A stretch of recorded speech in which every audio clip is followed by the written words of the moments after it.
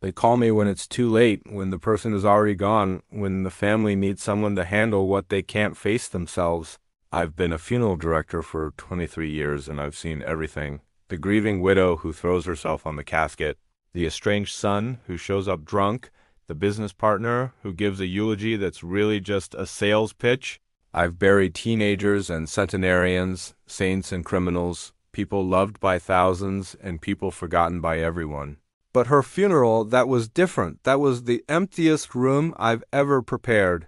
Her name was Catherine Marlowe, and if you lived in this city, you knew who she was. CEO of Marlowe Industries, self-made billionaire. Philanthropist, the woman on the cover of Forbes 3 years running. She built her company from nothing, a small tech startup in her garage that became a Fortune 500 empire. She employed over 10,000 people. She donated millions to hospitals and schools. She changed this city. When she died at 52 from a sudden heart attack, the news covered it for a week. They called her a legend, a pioneer, a woman who proved you could have it all. They showed footage of her giving speeches, cutting ribbons, shaking hands with mayors and senators. They interviewed employees who cried on camera saying she changed their lives. They replayed her TED Talk about balance and success that had 30 million views. The mayor ordered flags at half-mast. The governor released a statement. Her company's stock dropped 12% in one day. And then came the funeral. Her assistant called me. Very professional, very efficient. She gave me the details. The service would be at Riverside Chapel, our largest venue, capacity 200. She said to expect overflow. She gave me a list of 5 confirmed attendees, the daughter, the ex-husband, the business partner, the company's board chair, and someone listed only as personal friend.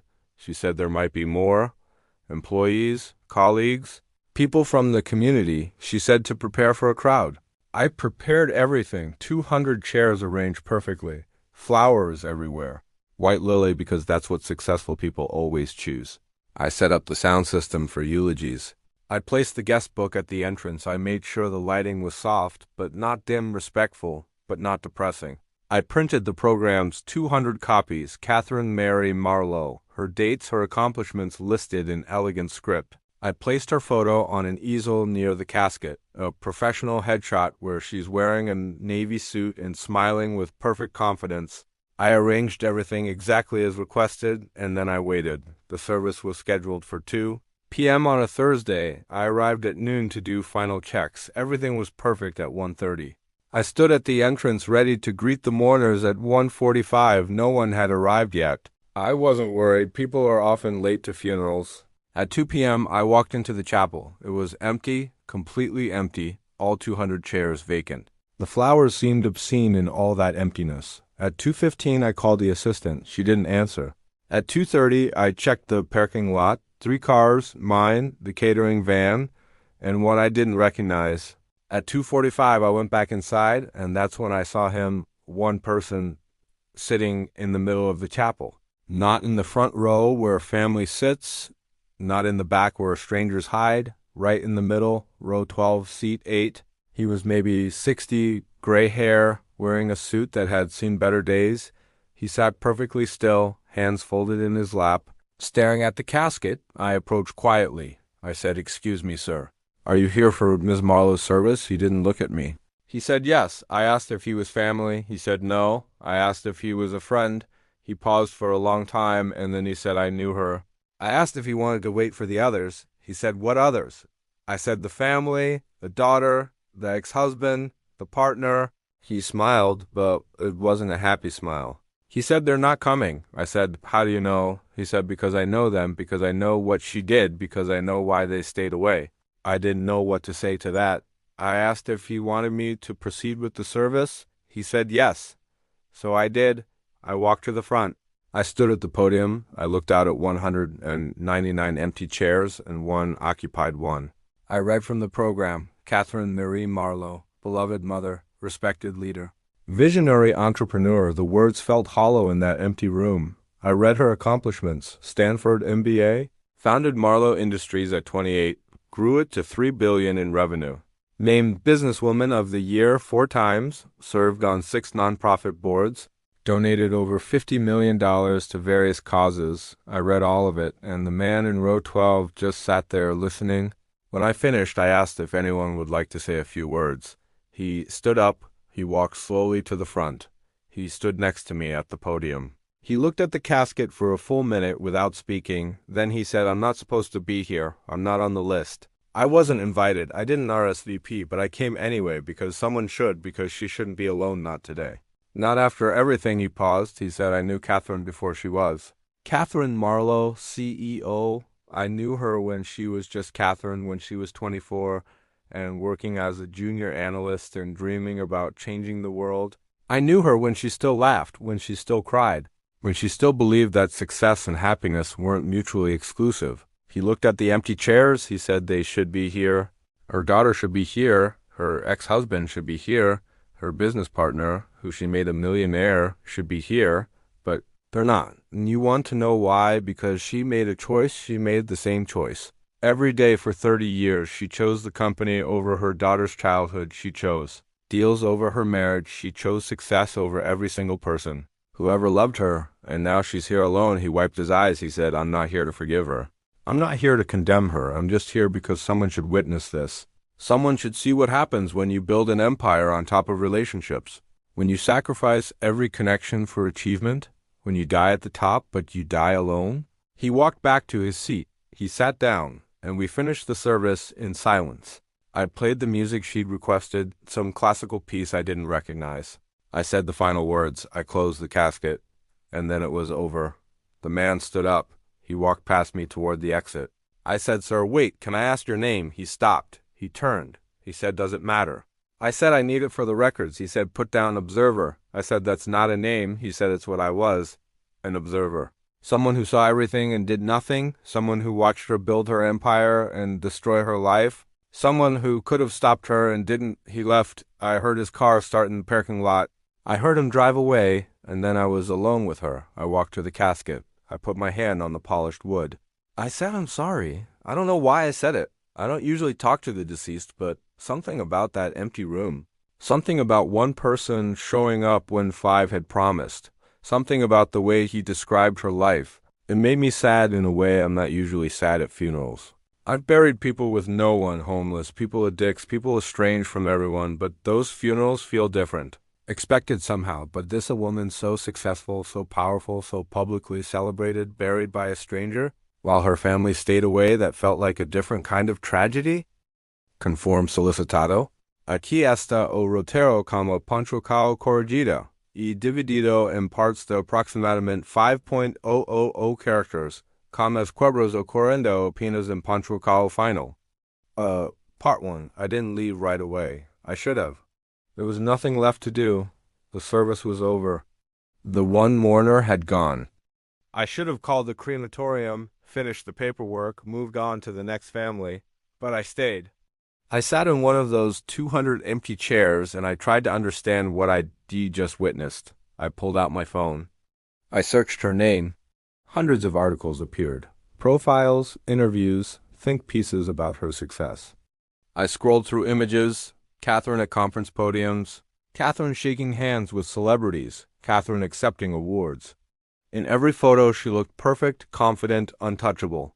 I found her TED Talk, the one with 30 million views. I played it. Her voice filled the empty chapel. She was talking about work-life balance. She said the key to having it all is recognizing that you can't have everything at once. You have to prioritize. You have to make choices. You have to be willing to sacrifice the good for the great. The audience applauded. I turned it off. I thought about what the observer had said. She chose success over every person who loved her. I wondered if she knew, at the end, if she understood the price she'd paid. My phone rang. It was the daughter. I answered. I said, "This is David Chen from Riverside Chapel." She said, "I know who you are." Her voice was cold, flat. She said, "I'm calling about my mother's service." I said, "Yes, I'm very sorry for your loss." She said, "When does it start?" I looked at the empty room. I said, "It's over." Silence. Then she said, "What do you mean it's over?" I said, "The service was at 2 p.m. It's now 4:30. She said, "That's impossible." The service is supposed to be at 4. I said, no, ma'am. It was scheduled for 2. She said, my mother's assistant told me 4. I said, I have the paperwork here. It clearly states 2 p.m. More silence. Then she laughed. It wasn't a happy laugh. She said, of course. Of course, she did that. I said, I don't understand. She said, my mother's assistant. She gave me the wrong time. Probably gave everyone the wrong time. Probably on purpose. I said, why would she do that? The daughter said, because my mother told her to. Because even in death, she couldn't resist one final manipulation, one final test to see who would actually show up. I felt cold. I said, Ms. Marlowe, are you saying your mother intentionally ... double quotes? She cut me off. She said, my mother spent her entire life testing people, pushing people away and then being hurt when they left. Telling people one thing and expecting them to magically know she meant another. She was brilliant at business and absolutely toxic at relationships. I didn't know what to say. She said, so who came? Who passed her little test? I said, one person. A man. He didn't give me his name. He called himself the Observer. She made a sound, maybe a sob, maybe a laugh. She said, the Observer. That figures. That's the only one. I said, do you know who he was? She said, I have an idea. Did he say anything? I said, he said he knew your mother before she was successful. She said, before she was Catherine Marlowe. CEOY, as I know who he was. I said, Ms. Marlowe, your mother's body is still here. Would you like to ... double quotes? She said, no. I said, excuse me? She said, no. I don't want to see her. I don't want a private viewing. I don't want to say goodbye. I said, but she's your mother. She said, she stopped being my mother when I was 12 years old. She became the CEO then, and the CEO doesn't have a daughter. The CEO has a liability, a weakness, something competitors could exploit. Do you know what it's like to be raised by someone who sees you as a security risk? I said, I can't imagine. She said, I spent my entire childhood being told to be quiet. Be invisible. Don't embarrass her. Don't need her. Don't exist too loudly because her career came first. Always first. Forever first. I said, I'm very sorry. She said, don't be sorry for me. Be sorry for her. She died exactly the way she lived, alone. I said, someone came. The Observer came. She said, one person. One person out of thousands whose lives she changed. One person out of 5 who she specifically invited. That's not a comfort. That's a verdict.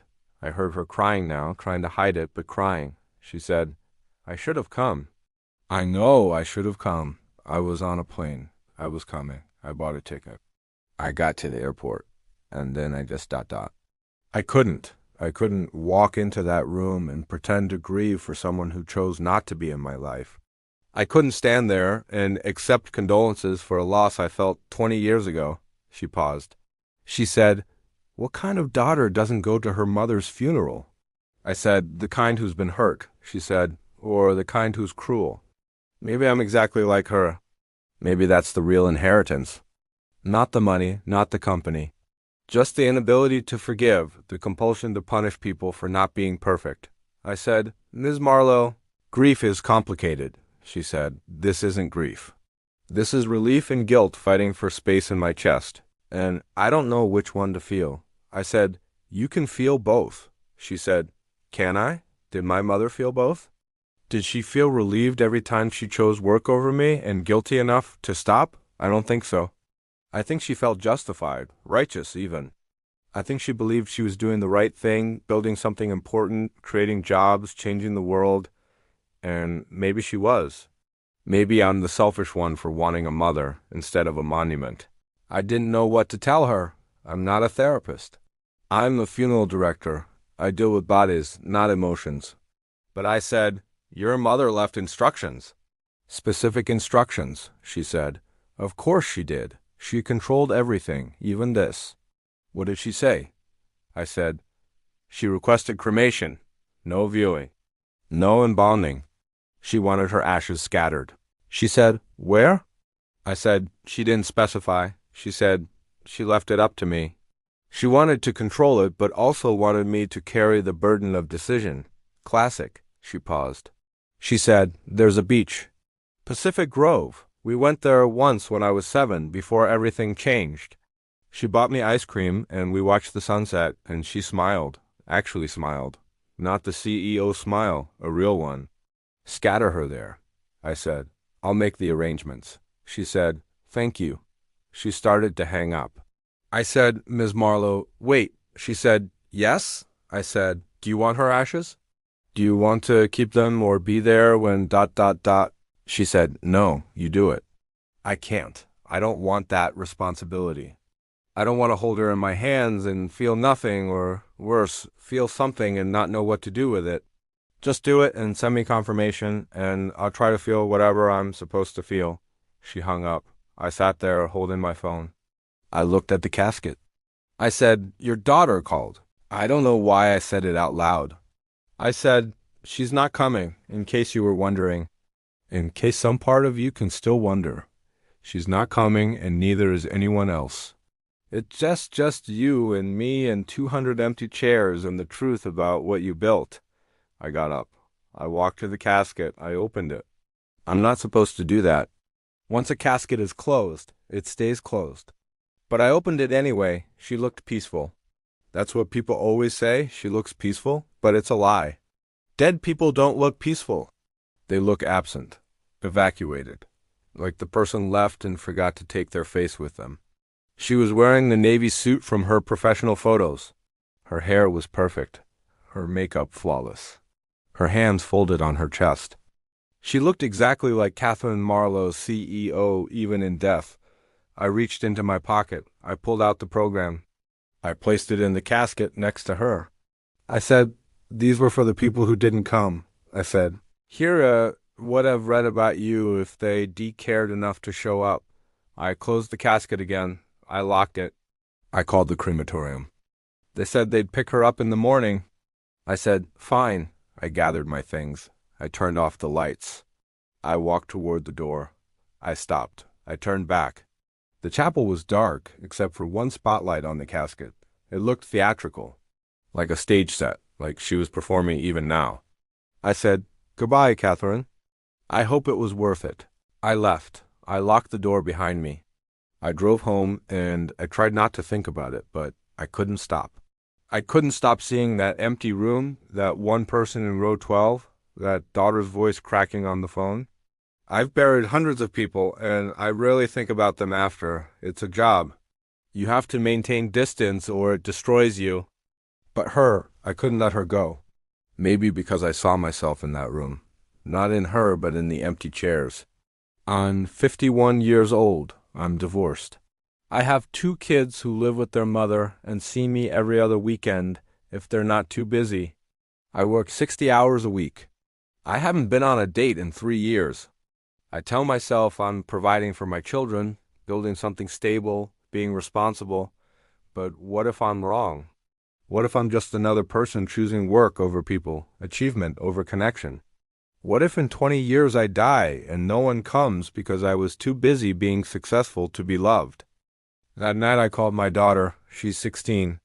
She answered on the 4th ring. She said, "Dad, what's wrong?" I said, "Nothing's wrong. I just wanted to hear your voice." She said, "It's 11 p.m. I said, "I know. I'm sorry. I just ... I had a hard day at work." She said, "Someone died?" I said, "Everyone dies at my work?" "That's not the hard part." She said, "Then what is?" I said, "Seeing what happens after. Seeing who shows up and who doesn't. Seeing how people grieve or don't grieve. Seeing the consequences of choices people made decades ago." She was quiet. Then she said, "Are you okay?" I said, "I don't know. Am I a good father?" She said, "What?" I said, "Am I a good father? Do I spend enough time with you? Do you feel like I prioritize you?" She said, "Dad, where is this coming from?" I said, "Just answer, please." She sighed. She said, "You're a good father. You're not perfect. You work a lot. Sometimes you forget things. Sometimes you're distracted. But you're trying, and I know you love me, and that's enough." I said, "Is it?" She said, "Dad, seriously, what happened today?" I said, "I buried someone who was so successful that the news covered her death for a week, but only one person came to her funeral, and her own daughter couldn't bear to say goodbye." And I just keep thinking, what if that's me? What if I am so focused on working hard and being responsible that I miss the actual point of being alive? She said, "Dad, you're not her. You call me. Even when it's late and awkward, you call me." "That's the difference," I said. "Okay." She said, "I love you, even when you're weird and existential at 11 p.m. I said, "I love you too." We hung up. I sat in my car in my driveway and I cried. I don't cry often. I see death every day and I've learned to compartmentalize. But I cried that night. For Catherine Marlowe, who built an empire and died alone. For her daughter, who felt relief and guilt instead of grief. For the observer, who came because someone should. For myself, and the fear that I might be making the same mistakes in smaller ways. The next morning I went back to the chapel. The crematorium had already picked up the body.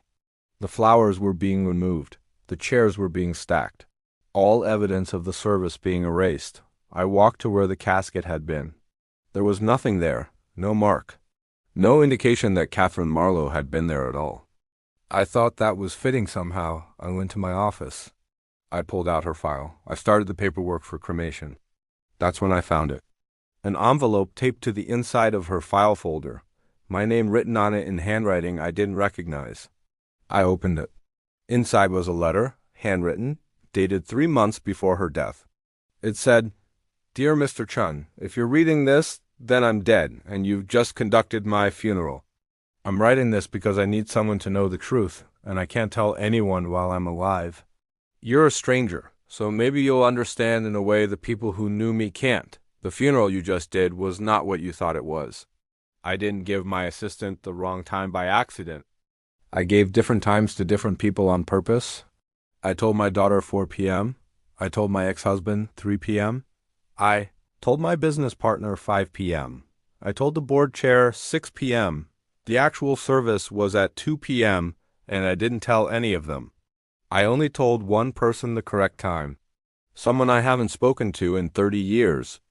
Someone who has no obligation to come. Someone who knew me before I became this. I did this because I needed to know. I needed proof of something I've best suspected my whole life.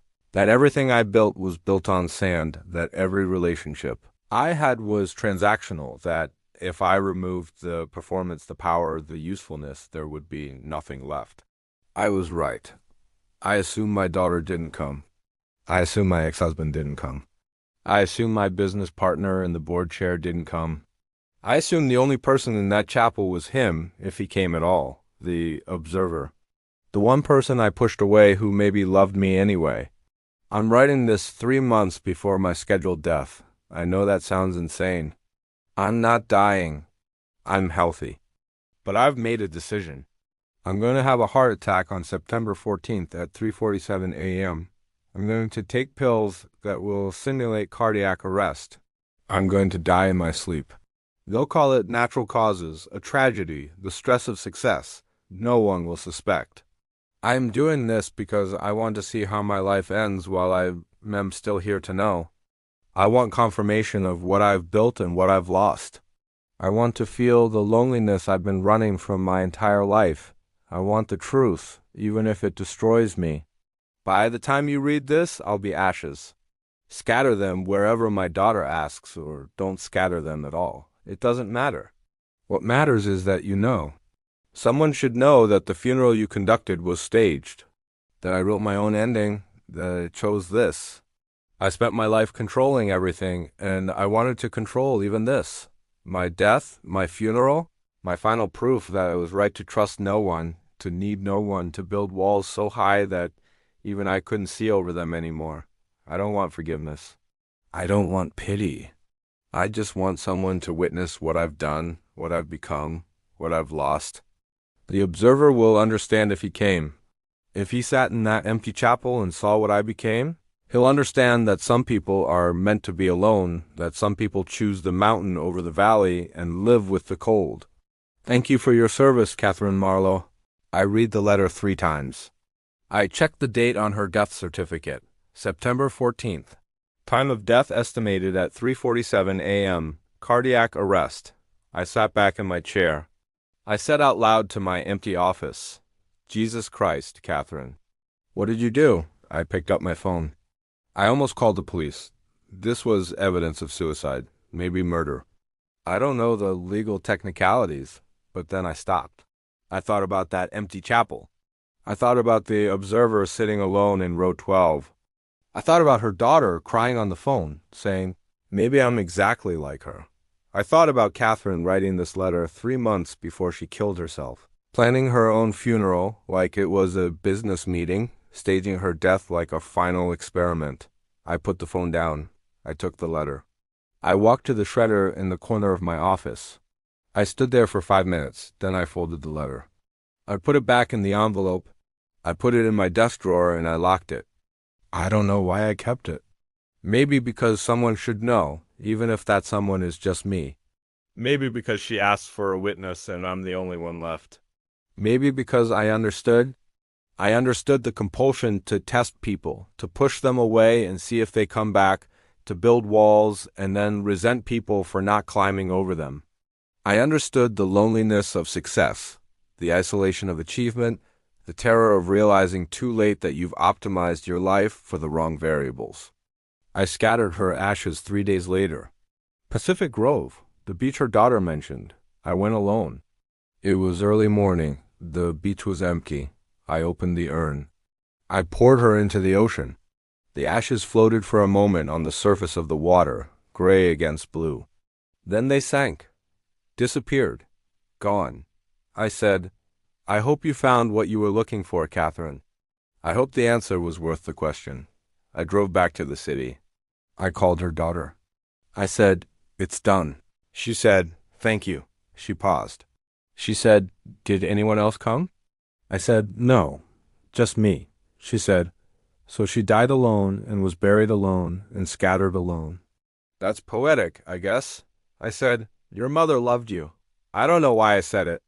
I have no evidence it was true. She said, how do you know? I said, because she remembered that beach. Because she wanted her ashes scattered there. Because even at the end she was thinking about you. The daughter cried. She said, that doesn't change anything. I said, I know. She said, but thank you for saying it. She hung up. I went back to work. I had 3 other funerals that week, all of them full. Families crying, friends sharing stories, eulogies and laughter and grief in proper measure. Normal funerals. I thought about Catherine at each one. I thought about her empty chapel and her letter and her staged death. I thought about the observer who came because someone should. I thought about the daughter who couldn't. Thought about myself and my own daughter and the call I made at 11 p.m. I thought about how we measure a life, by achievements or connections, by what we build or who we love, by our impact on the world or our impact on the people closest to us. I don't have an answer. I'm just the funeral director. I bury people. I witness their endings. I see who comes and who doesn't. I read the programs that list accomplishments that suddenly feel hollow when read to an empty room. I watch families fracture or unite. I observe. That's all I do, observe. Maybe that's why the observer came. Maybe he understood that sometimes the only thing you can do is witness, bear testimony to a life, even when that life was broken. Be present, even when presence changes nothing. Maybe that's all any of us can do in the end. Show up. Sit in the empty chapel. Acknowledge what was lost, even if we can't fix it. Grieve not for the person who died, but for the person they could have been if they'd made different choices. I keep her letter in my desk. I take it out sometimes and read it.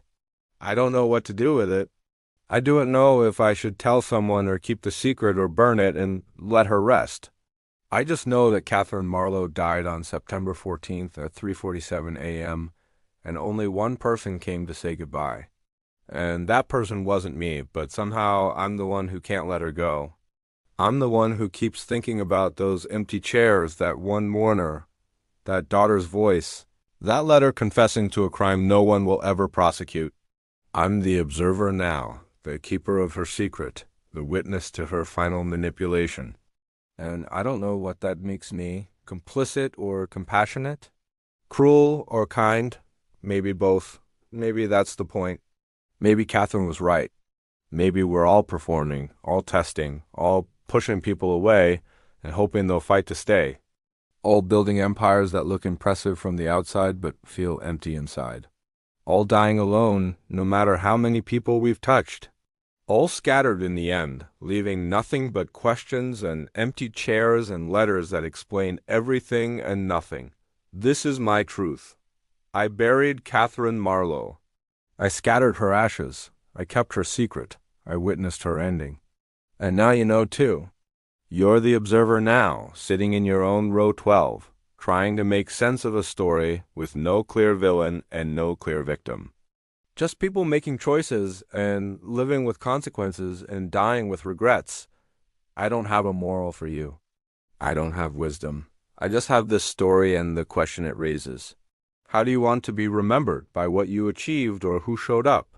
By your empire or your relationships? By your success or your presence? Catherine chose one, and it killed her. Literally killed her. She wrote her own ending, and it was emptiness. I'm choosing differently. I called my daughter again last night.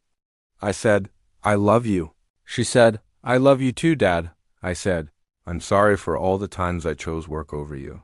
She said, you're choosing now. That's what matters. I hope she's right.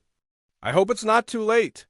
I hope I'm not already sitting in my own empty chapel wondering why no one came, but if I am, at least I'll know. At least I'll have the answer. At least I'll have witnessed my own truth before it's too late. That's more than Catherine got. She had to die to learn what she'd lost. I'm learning while I'm still alive, while there's still time to change. While my daughter still answers my calls and tells me she loves me, even when I'm weird and existential. While there's still a chance to fill those chairs before the funeral. While I can still choose differently, I hope you can too. I hope you're not Catherine Marlowe, building an empire on empty chairs. I hope you're not the observer watching from row 12, unable to stop what you see coming. I hope you're something else, someone else. Someone who shows up, someone who stays, someone who chooses people over performance before it's too late. Because it will be too late, eventually, for all of us. We'll all have our funeral, our empty chairs or full ones, our witnesses or our silence, our ashes scattered or kept, our secrets revealed or buried. The only question is what story will be told when we're gone? What truth will echo in the silence we leave behind? Catherine's truth echoed emptiness. What will yours echo? I don't know. I'm just the funeral director. I'm just the observer. I'm just the one who saw what happened when success cost everything, when achievement replaced love, when the empire crumbled into ash and blew away on an ocean breeze while one person stood on the beach and said goodbye to someone he used to know. That's the truth. That's the echo. That's what remains when everything else is gone. If this story touched you, watch the other episodes this week and subscribe to the channel. Write in the comments if something similar ever happened to you or someone you know.